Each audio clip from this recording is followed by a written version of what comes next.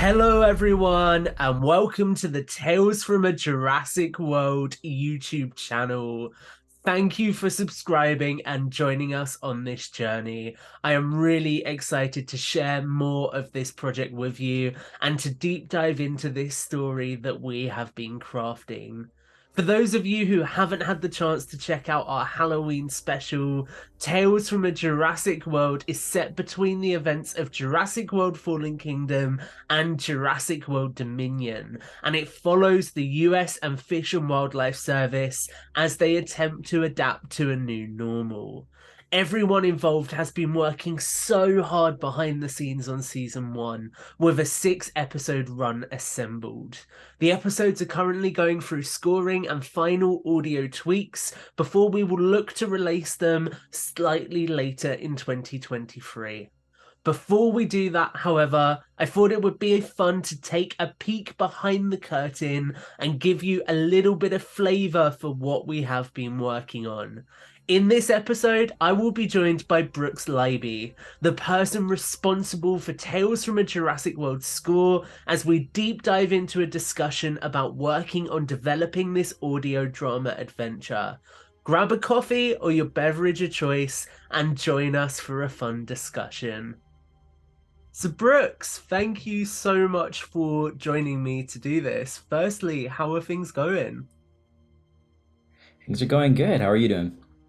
Good. Yeah, I am really good, thank you. I am really hyped to actually be chatting about this little, oh no, it's the other one, this little project that we've been working on. I think it's going to be a lot of fun having a conversation about it. Yes, it's been a blast so far. So I think this is the first time that we're actually conversing about this project. So, it's gonna be interesting. It's gonna be weird, but it's gonna be cool. It's so surreal that we're actually talking face to face right now. I think like so people don't realize so many projects just happen over messages, and the Yeah. last audio drama I did, it was literally fully message based. So it's so cool that I'm actually like, oh my God, we're in the same virtual room and we can see each other. We're people. Well, you're a person. I am a very highly complicated artificial intelligence that has generated I had my theories. form. Yeah. I No, had my theories. it's really awesome to be hanging out, and I'm actually looking forward to this because I think the questions I've planned will be a fun way for people listening to get to know you a little bit more, and also a fun way for me to get to know you. So that's going to be really awesome. So I guess why don't you start by chatting a little bit about how you got into music and creating music, because that's your thing. You're really good at it. So talk to me about it. Shucks. Uh, so in middle school here in the States, middle school is like fourth through sixth grade, roughly, right before high school here, and after intermediate. That was my first introduction to the idea of like uh, music classes. So there was a presentation of the orchestra from that middle school when I was in intermediate school, actually, and they performed music live in the auditorium, and I thought that was the coolest thing ever. I forget what pieces they play, but they were all pretty varied, and one was really cinematic. I've always liked film music, Star Wars, Jurassic Park, obviously. So that really stood out to me, and I thought that would be a really fun idea. So stuck around, talked with the conductor, the teacher, and they're like, "Oh yeah, great! Signups are this day. You can choose your instrument and all that." So went to the signups. I had no idea what I wanted to play. It was string orchestra, so it was all string instruments, and the choices were violin, viola, cello, or double bass. I liked the cello, but I thought it was too big. I liked the violin, but I thought it was too high pitched. I thought it was too screechy, you know. So I picked viola, which I didn't know was such a memeable instrument. Um, at this point in time, violas are kind of the butt of the joke when it comes to orchestra. But grown to very much enjoy it, and now have almost 10 to 12 years of experience playing viola, with 10 of those years being with symphony experience. So that's where my roots come from with music. A lot of performance. Then diving outside of music, I took a pretty steep break and started getting into filmmaking. So I did a lot of short films, editing, production. So I learned a lot of the behind the scenes aspects. And come early undergrad, with some short films, making with friends or for school projects, I was like, man, I need music. And whether I was using like royalty-free Kevin MacLeod tracks from incompetech.com, or ripping music from a video game that I like and using that for projects, I was like, GarageBand, let's try it. And started using Spitfire Labs, other free instruments, and fell in love with the process. So now here we are, where the project is, or the process is exploding into projects like this, where I can kind of call it a shaping career. That is so awesome, and it was really funny hearing you saying about actually the violin being too high pitched, because that's what I learned at primary school. Um, and I can attest to the fact that it is very high pitched. I think my parents were fed up with the screeching when I'd have to bring that home and practice at home, and I could never play anything in tune. So right there with you. When you're starting out, it's all just screeching. It's just either going to be really high pitched, middle of the road, or very, very deep. I was definitely high pitched. Definitely high pitched. I'm curious, what is it that you enjoy so much about music? What is it that makes you get that sense of fulfillment out of embracing it and getting creative with it? Well, storytelling for me, that's what I really enjoy about music, especially whenever it's instrumental, non-lyrical. It's all narration. Um, I forget who said it, but they said, like, being a composer, you're in the business of emotion. It's almost like nonverbal psychology, because it's all ethos, pathos, but it's this objective, subjective, but also objective in its creation, thing that is, I don't know. It's like a magic to me. I think that's a really cool answer, and that's something that I feel like I've become a lot more aware of working on this with you and working on like the audio notes for each episode, for example. Actually going through and thinking, okay, this is a moment where we're revealing something, so we need some kind of crescendo to really add that sense of scale to it. I think that's really what you get from music, and especially from cinematic scores as well. They help to communicate that emotion, like you say, and also that sense of scale in things. Whereas, especially in an audio drama, for example, if it's just people talking, you don't really get that sense of scale, but that music really helps to amplify it, I think, so much more. Exactly. It's like the backbone of storytelling. Whenever it's only audio format, that's what really helps shape the story, because you have dialogue, you have sound effects, but then music's the cherry on top that really cues the shift in the air, where a person might see something but it's nonverbal, but the music then cues to the listener, oh, something's off, or we're reaching a hilltop and there's a beautiful image across over there. They do move in herds, but it's just the visual aspect of that that's missing. So music is a great way to tell that when that's not there. Yeah, I agree fully. So I've got to ask you, obviously we're working on a Jurassic project. How did the passion for Jurassic and the passion for dinosaurs begin?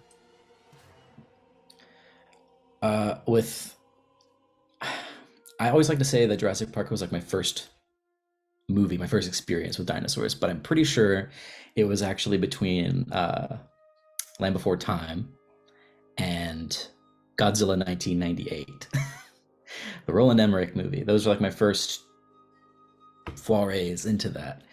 But growing up, becoming more attached to the Jurassic films, and as well as Land Before Time, and being the kid that would only check out dinosaur books from the library, and just digging deeper and deeper as I'm getting older.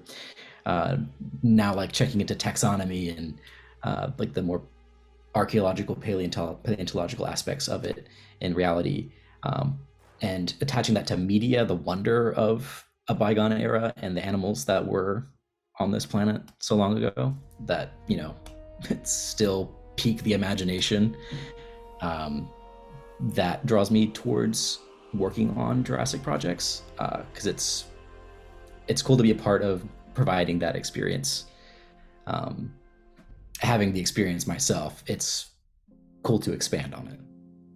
Yeah, I agree with that so much, and I think the thing it is so incredibly humbling when you work on something Jurassic related, especially, is when it helps to create a nostalgic feeling for someone else. So I know recently with some of the reviews I've been working on, I've done like little 1993 style sizzle reels, and seeing people comment saying, "Oh, this takes me back to my childhood," is so awesome. That's like what it's all about.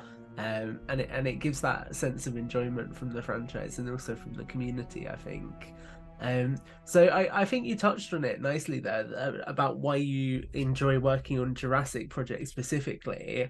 I'm curious, what was it that made you want to get involved in Tales from a Jurassic World when we first started talking about it?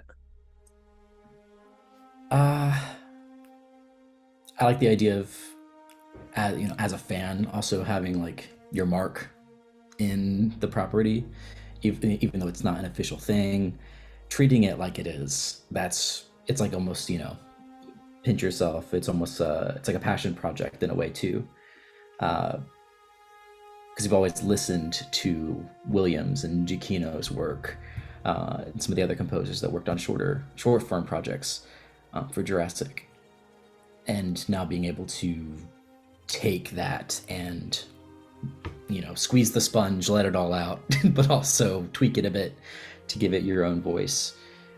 That's really exciting. And also just, it being an audio format. I thought that was really unique. Yeah, I think it's something I've been really excited about. I think you've got Arjun Boss, who's done a fantastic job with audio dramas in the past on the Jurassic Park podcast. But I think beyond that, there's never really been much in the way of audio drama for Jurassic. So I think it's exciting working in a medium that Universal are probably never going to touch.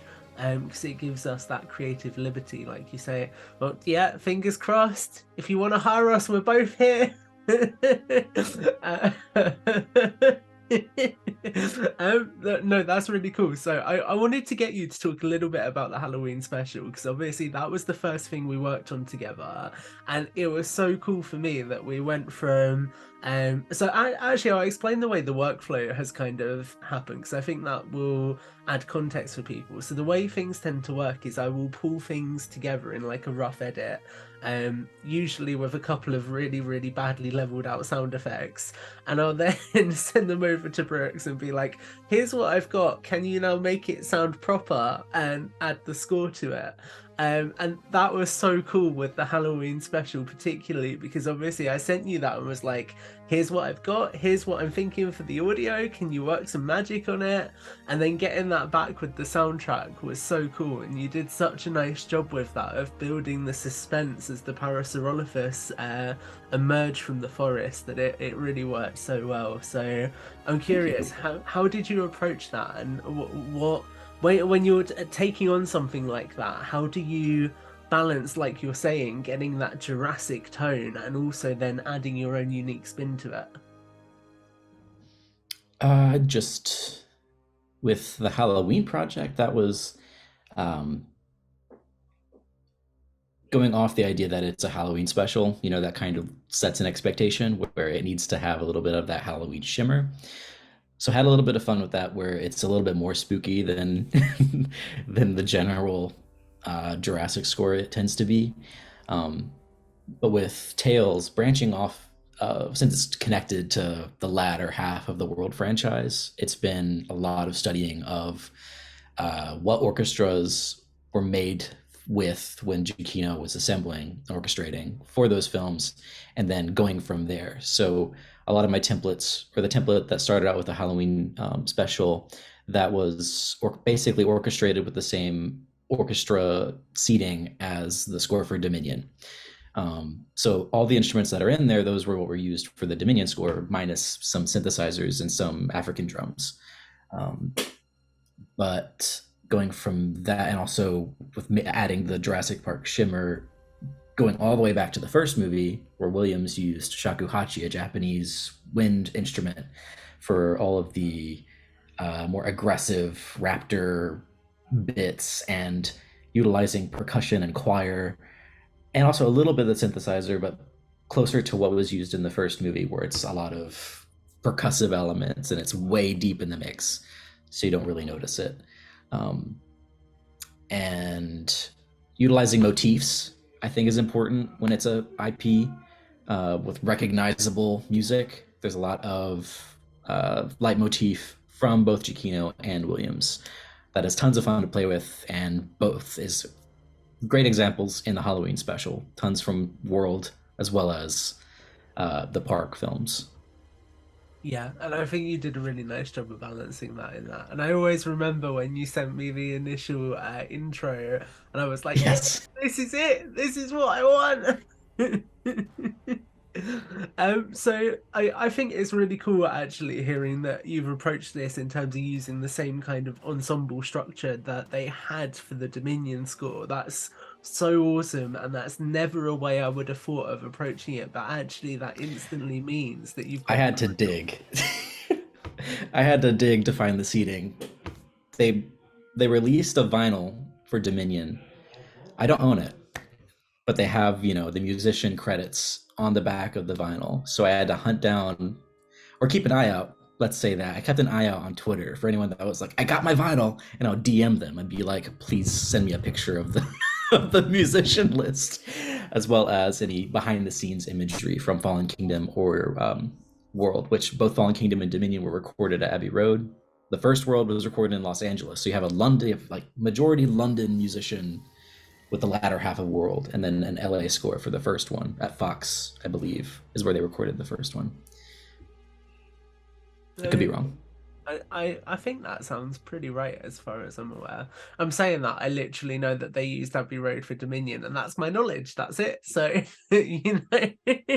I'm interested. You spoke a lot there about some of the specific elements that make Jurassic tracks, particularly the instruments used for the Velociraptor kind of soundtracks in Jurassic Park. Do you think there's anything particular throughout the Jurassic soundtracks that really make it stand out as fundamentally Jurassic? Like, is there something you can pinpoint that specifically sets that tone?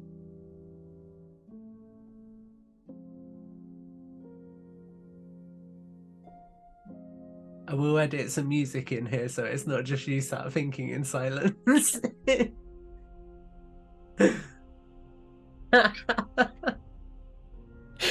There you go.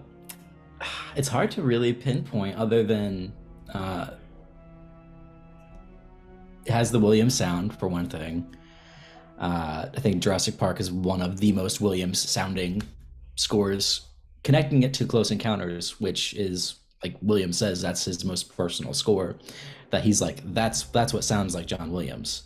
There's tons of correlations between the two. Uh, and it's for me, it's honestly the motifs. You have the big orchestra. You have uh, emphasis on winds. There's not a lot of like world instruments that are air quotes appropriated for the extra seasoning on top to make it feel prehistoric or foreign, for lack of a better word. So the shakuhachi is like the main example where that adds that little shimmer. It's where is a good point in that? It's used in the Halloween special a few times to really sting on a few scares, as well as the intro. It is in the intro. It's like with the opening of Jurassic Park, dum, dum, the opening, and then once the title comes on, the doo, doo, doo, that motif I think is, or even this that segment is the most Jurassic Park you could get, aside from the more recognizable main themes, where it's it's tension and it is like musically narrating uncharted territory for both these animals and humanity. Yeah, I think you sum it up perfectly, and the word that comes to mind is it's ominous. And I think that's exactly the tone it sets. I also do want you to know that I'm going to cut those beautiful mouth-produced sound effects you made there and use that as the backing track for this entire video. Uh, Yes. I'm sure the audience will enjoy that a lot. That'll be my first vocal performance. Well, you called it here first, guys. It was an exclusive. So I am really excited to actually tease the series a little bit. Now obviously we are very much still in production at this point. But I think, you've read the scripts, you know what's coming. So which episode are you most excited for the community to hear, Brooks?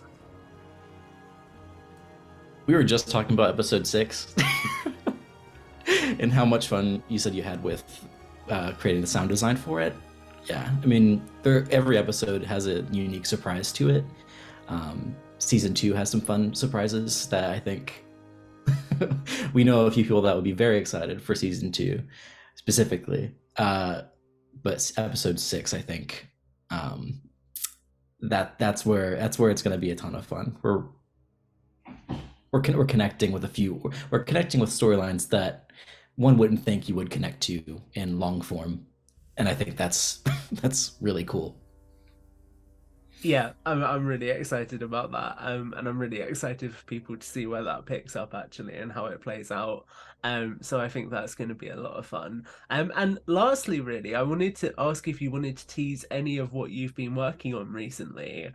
So at this point, feel free to talk through it, but also if you wanted to send an audio clip over after, I'm happy to edit something in. It's up to you. This is your space to tease on what you're working on at the moment.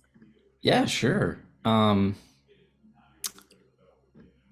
Let's see. Are you wanting to play it in your edit, or If you want to play it live and it will work, feel free to go for it. how the heck would? Let me see. Let's figure that out. Maybe it would be best to have it play in your edit, because I can send you the actual like wave or Cool. MP3 for it. Yeah, I'll do that. As you guys can tell, I was not very prepared for this. And literally, I sent Brooks the Zoom link for this about half an hour before we have actually sat down to do it. So it's all good. We're here. We're rolling with it. We're hitting the improv. It's fine. Yeah, yeah, we're human here. But yes, the thing I would like to tease is actually one of the first few things that I wrote for like the series proper, and it is it's a rearrangement, I think I would call it, of the main theme from Dominion, where the Universal logo rolls, you hear the bass flutes start rolling, and it's such an ominous sound. Uh, I like the idea of it having itself flipped, where we know of this motif and like what it's going to represent later on, but bringing it forward with context of Lockwood Manor and the world immediately after Fallen Kingdom. We're already starting that process of where it's going to go, dinosaurs in the mainland, that sort of thing. So expanding on it a little bit more, making it feel a little bit more lighthearted, but ominous still in its structure of what Giacchino wrote. It's very much his theme, but arranged in a way that I feel like represents the idea of Tales without being like the poster child music for Tales. I'm so excited. I am so excited to listen to it. That sounds really awesome. So we will edit that in right now.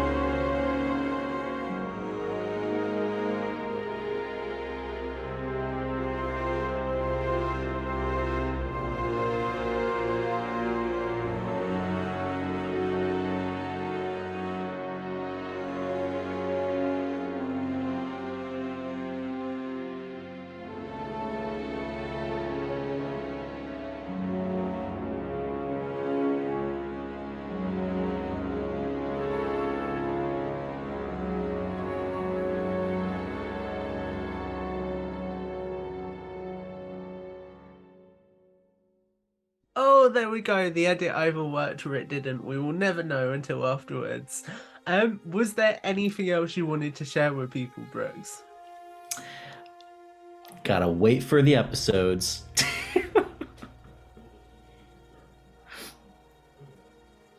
Is that it? That's your closing remarks. Just kidding. There's a lot of really cool stuff in the works, a lot of really cool character work. Tom's done some incredible path crossing. We'll say that between legacy films, legacy characters, and stuff we've never seen before. Thank you for that, and I will just end by saying, wow, that post-credit scene. There you go. Well, thanks so much for joining me for this, Brooks. This has been a lot of fun, and I'm sure we'll catch up again throughout the duration of the project. But for now, why don't you let everyone know where they can find you online, and then we'll get out of here. I'm on Twitter. You can find me pretty easily. It's B or BrooksLibby _. You can check out my website where I have my portfolio, including tracks from the Halloween special. It's brookslibby.com. I'm also on Instagram. You can find me. There we go. There's going to be private investigators everywhere on the trail. That's it for this inaugural episode of the making of Tales from a Jurassic World. I really hope you enjoyed hearing more from Brooks about the audio side of developing this series. Brooks has been such an awesome person to work with, a real genuine collaborator, and somebody I'm very excited to have on the show. We will be releasing a trailer for season 1 very, very soon, but in the meantime we are working on another behind the scenes video, so you'll get a chance to hear from Ben Morrison, the US Fish and Wildlife Service agent and one of the protagonists of the show, as played by Jared Ransom, and you'll also get the chance to hear more about Lucy Brown, our other protagonist, who is played by Ashley Friel, and I'm really, really excited to introduce you to both of them very soon. If you like what you've heard, then please do like this video and also subscribe here on the Tales from a Jurassic World YouTube channel so you don't miss the audio drama series when it releases. If it isn't obvious, guys, I am genuinely so excited to share this with you. Until the next one, stay safe around the dinosaurs.